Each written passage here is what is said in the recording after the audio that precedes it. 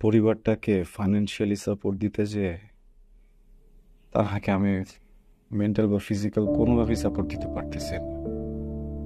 সারাদিন বাসায় একা একা থাকে, ওর রান্নাও করে, ওর খাবারও খায়। এই সময় তো আসলে একটা মানুষের হয়ে থাকাটা টাফ। আমি গত পরশুদিন বাসায় এসে দেখি আনকনসিয়াস হয়ে পড়ে আছে।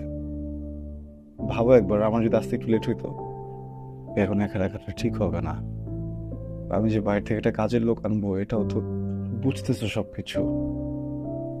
শোনো না, বাবার সাথে একটু কথা বলো। আমরা কখনোই বাসায় আসবো না, তার সাথে আমি কথাও বলবো না। তুমি একটু আমাদের বাসায় চলো না। ডেলিভারি পর্যন্ত তুমি যদি তোর সাথে থাকো তাহলে আর কোনো রিস্ক থাকবে না। মানে আমি একটু টেনশন ফ্রি হয়ে সবকিছু করতে পারবো। মা, প্লিজ। বাবারে, তোর বাবাকে যদি এখন আমি স্ট্রেট গিয়ে এই কথা বলি, তোর বাবা আমাকে কোনোদিনও যেতে দিবে না। এর যেতে ভালো হয় বলি যে কিছুদিনের জন্য তোর খালামণির বাসায় যাব।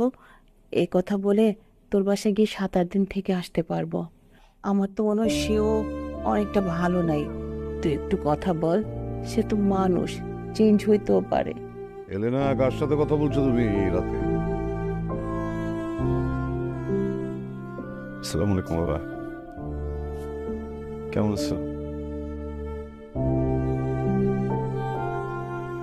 এখনো রাগ রাগ হওয়াটাই স্বাভাবিক ব্যাপার। বাবা, আই এম সরি। আমি তোমাকে না বুঝে অনেক কষ্ট দিয়ে ফেলছি। কিন্তু বাবা, তুমি তো একজন বাবা, একজন সন্তান জন্ম দিছো, তাকে নিজের হাতে বড় করছো। একজন বাবার তার সন্তানের প্রতি যে মায়া কাজ করে, এটা তো তোমাকে শেখানোর কিছু নাই।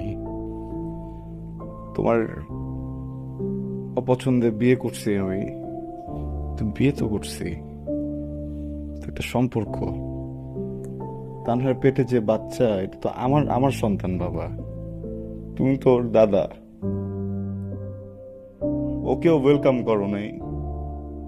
ফোন দিছিলাম তোমাকে, ফোন কেটে দিছো। ইটস ওকে, কিন্তু আমি কিভাবে আমার বাচ্চাটাকে ইগনোর করবো বলো আমাকে? তানহার শরীরের অবস্থা খুব খারাপ, বুঝছো?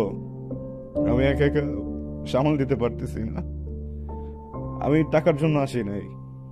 আমি যেভাবে হোক, যা করে হোক, আমি আমি টাকার ব্যবস্থাটা করতেছি। কিন্তু এই সময় আমার ফ্যামিলির একজন দরকার ওর পাশে।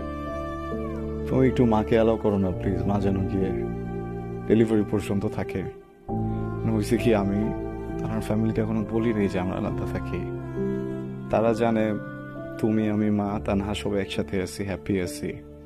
এখন যদি তারা ব্যাপারটা জানে, তানহাকে যদি ওখানে পাঠাতে যাই, আমাদের পরিবারের মান সম্মান যাবে। বাবা প্লিজ, কিছু একটা বলো, একটা হাক দাও বাবা। আর শোন না, সর। আর শোন না, আর শোন।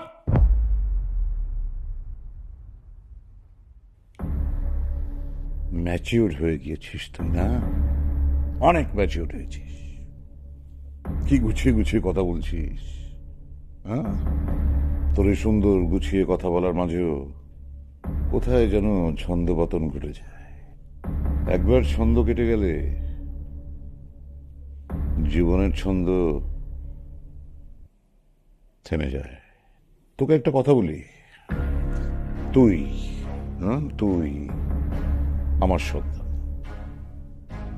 জন্মের পর থেকে তোকে আদরে, যত্নে, শাসনে, ভালোবাসায়, শিক্ষা দীক্ষায় ম্যাচিউর করেছি। ম্যাচিউর। আমার পরিবার, পরিজন, সমাজ, সবার কাছেই তুই আমার স্বীকৃত সন্তান, জায়েজ সন্তান। কিন্তু তোরটা, বাবা! তুমি আমার বাবা না হলে তোমার জিভাটা টান দিয়ে ছিঁড়ে ফেলতাম। অনেক কিছু বলছো, কখনো কোনো উত্তর দেয় নেই, কিন্তু এইখানে ফুল স্টপ দাও বাবা। আমার আমার বাচ্চা নিয়ে কথা বলো না, হ্যাঁ? তোমার জন্য তো আমি অনেক আগেই মারা গেছিলাম। আজকের পর থেকে তুমিও আমার জন্য মরে গেছো। কয়েকটা মানুষ ভাড়া করে রেখো, আর তুমি যদি আমার চোখের সামনেও মারা যাও, আমি কিন্তু তোমার লাশ ধরেও দেখবো না বাবা। তা না, চলো ওঠো, মা সরো, ওঠো, চল।